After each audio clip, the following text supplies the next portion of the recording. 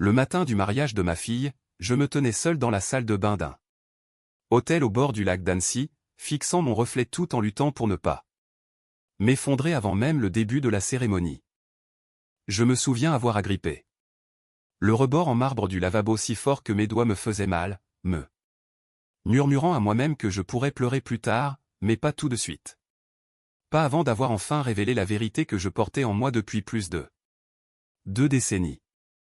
À 63 ans, j'avais appris à survivre au deuil, à l'épuisement, à la solitude et à la déception, mais ce matin-là était différent, j'avais l'impression d'être au bord d'un précipice qui pourrait soit détruire ma famille, soit me libérer enfin du fardeau que je traînais depuis 22 ans.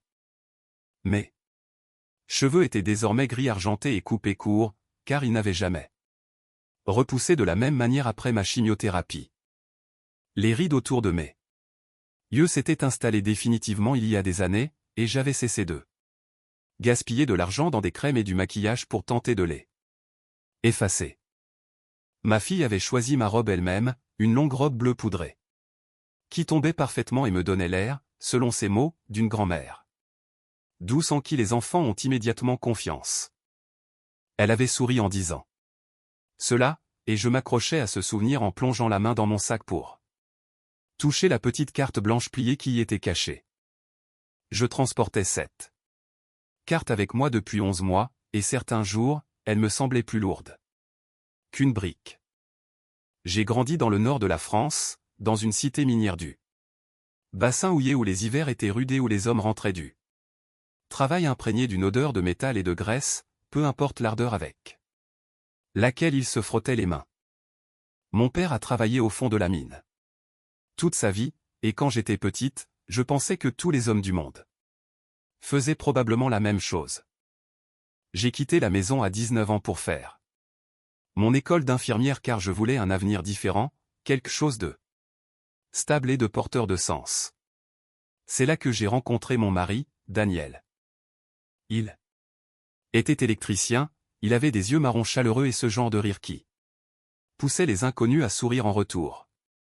Nous nous sommes mariés jeunes et nous nous sommes installés dans une petite commune près de Lille, et pendant un temps, j'ai vraiment cru que la vie était devenue paisible et sûre. Puis Daniel est mort dans un incendie quand notre fille n'avait que 3 ans. Même aujourd'hui, écrire ces mots me semble irréel. L'incendie s'est déclaré sur un chantier de rénovation d'un vieil entrepôt. L'enquête officielle a révélé que plusieurs inspections de sécurité avaient été ignorées et que des rapports avaient été falsifiés. Un sous-traitant avait validé des travaux électriques qui n'avaient en réalité jamais été inspectés. Ce sous-traitant était un promoteur immobilier nommé Victor Lemoine. Je n'ai jamais oublié son nom. Je l'ai écrit encore dans un vieux carnet durant la première année après la mort de Daniel. Car j'avais peur que ma colère ne s'estompe avant que justice ne soit rendue. Mais elle ne s'est jamais estompée, elle s'est infiltrée dans mes os. Rien n'est arrivé à Victor. Il avait des avocats, des relations, du pouvoir. Il y a eu des réunions, de la paperasse et des promesses, et au final, on m'a remis un chèque d'indemnisation à peine suffisant pour nourrir ma fille. 30 000 € en échange de mon silence. J'ai signé les papiers parce que mon réfrigérateur était presque vide et que ma fille avait besoin de bottes d'hiver. Je me souviens m'être assise à ma table de cuisine après coup, avec l'impression d'avoir vendu quelque chose de sacré juste pour survivre un mois de plus. Je me détestais pour cela, mais la survie laisse bien peu de place à la fierté. J'ai déménagé avec ma fille, Amélie, pour recommencer notre vie à zéro. J'ai enchaîné les gardes de nuit à l'hôpital, je dormais quand je pouvais. J'assistais au spectacle de l'école à moitié réveillé après 12 heures de service. J'ai préparé les repas, payé les factures, réparé les fuites d'eau et appris à être les 2 parents à la fois. Amélie est devenue l'exact opposé d'eux. Moi, elle était intrépide, extravertie et parvenait toujours à se faire des amis dans la file d'attente d'une boulangerie. Elle avait hérité de la gentillesse de son père et de mon entêtement. Lorsqu'elle a obtenu son diplôme d'ingénieur en génie civil, j'ai pleuré plus fort à sa remise de diplôme qu'à mon propre mariage. Il y a 3 ans, elle m'a appelé un mardi soir pour me dire qu'elle avait rencontré quelqu'un. J'ai tout de suite perçu l'excitation dans sa voix. Elle a dit qu'il s'appelait Julien, qu'il travaillait dans le développement commercial à Lyon, et qu'ils s'étaient rencontrés lors d'un séminaire. Selon elle, ils étaient restés au bar de l'hôtel à discuter pendant 5 heures sans voir le temps passer. Elle m'a confié qu'elle avait su presque immédiatement qu'il était différent de tous ceux qu'elle avait fréquentés auparavant. Lorsqu'elle l'a ramené à la maison pour la première fois, je l'ai apprécié en quelques minutes. Il était attentionné sans en faire trop, il débarrassait la table après le dîner sans qu'on lui demande et écoutait attentivement chaque mot d'Amélie. Il y avait en lui une solidité qui me rappelait douloureusement Daniel. Il ne mentionnait sa famille que brièvement, disant que son père travaillait dans la construction et que leur relation était compliquée. Je n'ai pas posé de questions car, à mon âge, j'avais appris que chaque famille porte des cicatrices sous la surface. Tout a basculé le soir où j'ai assisté à leur fête de fiançailles. La réception avait lieu dans la propriété des parents de Julien, une demeure imposante dans un quartier chic de la banlieue lyonnaise où chaque allée ressemble à un salon de voitures de luxe. Je suis arrivé avec une bouteille de vin et un cadeau emballé, nerveuse comme le sont les mères avant de rencontrer leur future belle famille. Puis la porte d'entrée s'est ouverte et, debout devant moi, souriant, se tenait Victor Lemoine. Pendant une seconde, le monde entier a semblé s'arrêter. Il avait vieilli, bien sûr, ses cheveux étaient presque blancs et son visage avait pris la mollesse de la vieillesse, mais je l'ai reconnu instantanément d'après les photos de journaux et les articles économiques que j'avais collectionnés de manière obsessionnelle des années plus tôt. Lui ne m'a pas reconnu. Pourquoi l'aurait-il fait? Pour lui, je n'étais rien d'autre qu'une veuve éplorée liée à un dossier classé depuis des décennies. J'ai réussi à survivre à cette soirée sans m'effondrer. Je l'ai regardé rire avec les invités, remplir les verres de vin et raconter des anecdotes alors que ma fille se tenait aux côtés de Julien, rayonnante de bonheur. J'ai regardé cet homme évoluer avec aisance dans ce monde. Après avoir détruit le mien. Sur le chemin du retour, j'ai gardé les 2 mains crispées sur le volant et j'ai conduit 4 heures durant dans un silence total. Je n'ai rien dit à Amélie.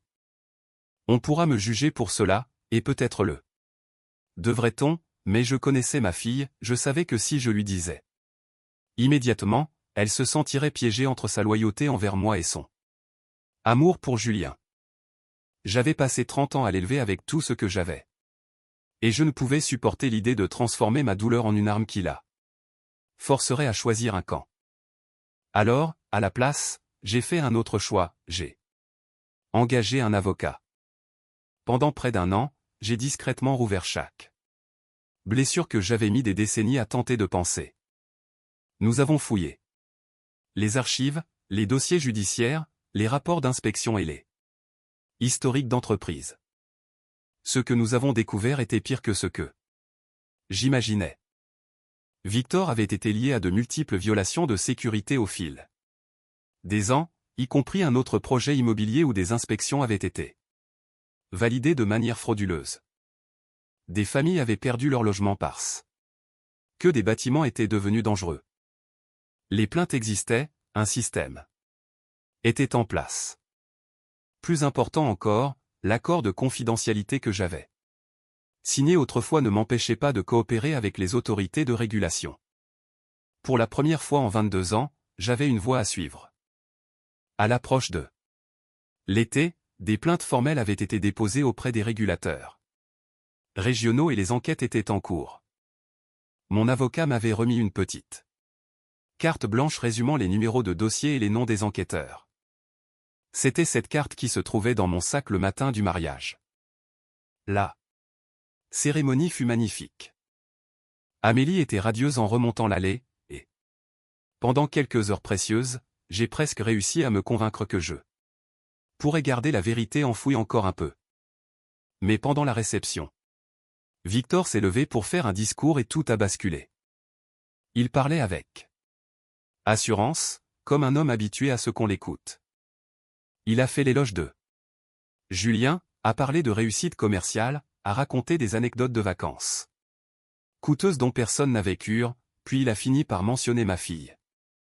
Souriant face au micro, il a déclaré qu'il était merveilleux qu'Amélie ait su s'élever au-dessus de son milieu d'origine modeste pour trouver une vie meilleure au sein de leur famille. Le silence s'est fait autour de moi. J'ai regardé à travers la salle et j'ai vu le visage d'Amélie se figer d'humiliation. J'ai vu Julien fixer son père avec incrédulité, et soudain, toutes ces années de silence en moi se sont brisées d'un coup. Je me suis levé lentement, mon verre d'eau à la main, et j'ai demandé si je pouvais dire quelques mots. Au début, seules quelques personnes ont remarqué, mais progressivement les conversations se sont tues et la salle est devenue silencieuse. Je pouvais entendre les battements de mon propre cœur alors que je regardais Victor Lemoine directement dans les yeux pour la première fois en 22 ans. J'ai dit à tout le monde que mon mari était mort sur un chantier quand ma fille avait 3 ans. J'ai expliqué que l'inspection de sécurité avait été falsifiée par l'homme même qui se tenait au micro en prétendant célébrer des valeurs familiales. J'ai annoncé qu'une enquête officielle était désormais ouverte sur ces pratiques commerciales et que ma fille méritait de savoir exactement qui était assis à sa table de mariage. Le silence qui a suivi m'a paru éternel. Puis Julien s'est levé et a ordonné à son père de sortir immédiatement. Tout ce qui a suivi a été chaotique et chargé d'émotions. Les invités chuchotaient, certains parents sont partis. Julien s'est disputé avec son père pendant près d'une heure quelque part dans les couloirs de l'hôtel, tandis que je m'asseyais seul sur le ponton derrière l'établissement. Pieds nus, fixant le lac alors que le coucher du soleil teintait le ciel d'orange et de rose. Finalement, Amélie m'a rejointe. Elle est restée assise à mes côtés en silence pendant un long moment avant de me demander depuis quand je savais.